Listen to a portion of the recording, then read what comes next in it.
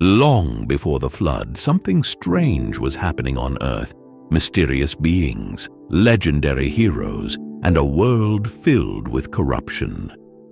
If you appreciate powerful Bible stories told with depth and clarity, don't forget to subscribe. It helps us share more of God's Word with others. As more and more people filled the earth, daughters were born to them. And the sons of God, mysterious heavenly beings, noticed how beautiful these women were. So they chose any they wanted and married them.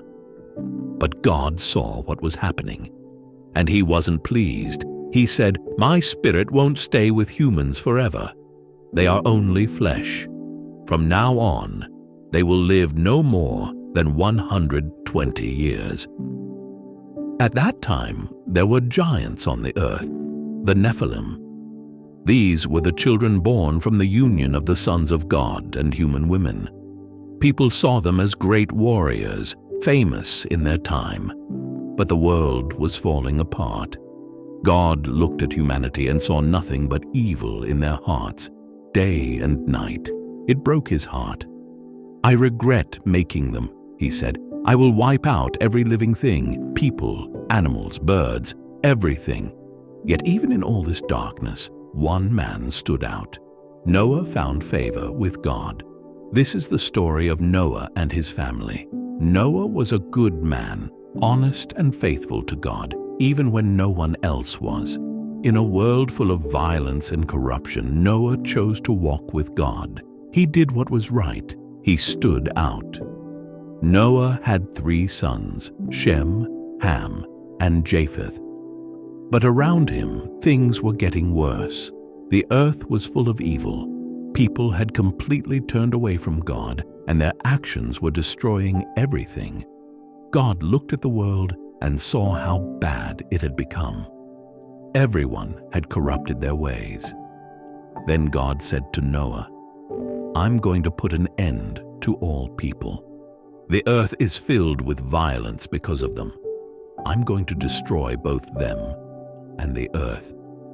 But God had a plan, and He gave Noah a mission. "Build an ark," God said, "a big boat made from cypress wood.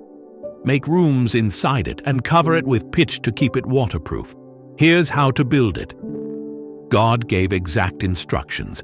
The ark had to be 300 cubits long, 50 cubits wide, and 30 cubits high. It needed a roof, a door on the side, and 3 decks, lower, middle, and upper. Around the top, Noah was to leave a small opening for light and air. Then God explained why. "I am going to send a flood to cover the whole earth. Everything with the breath of life will die. But I will make a covenant with you, Noah. You and your family will go into the ark and be safe." God told him to bring in 2 of every living creature, male and female, so they could survive.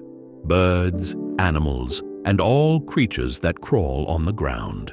He also needed to store enough food for his family and for all the animals.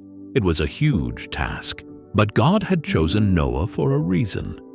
Noah didn't argue. He didn't hesitate. He listened to everything God told him, and he obeyed. While the rest of the world ignored God and followed their own desires, Noah followed God's voice.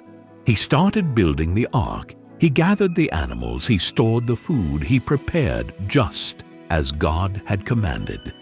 In a world that was falling apart, Noah stood firm in faith. And because of that faith, a new beginning was about to unfold. Noah did everything just as God commanded him. Even today, the world feels chaotic, just like in Noah's time. But God still sees, still speaks, and still saves. Noah's story is a reminder. Faith matters. Will we listen? If this message spoke to you, subscribe and share. What part of Noah's story speaks to you most?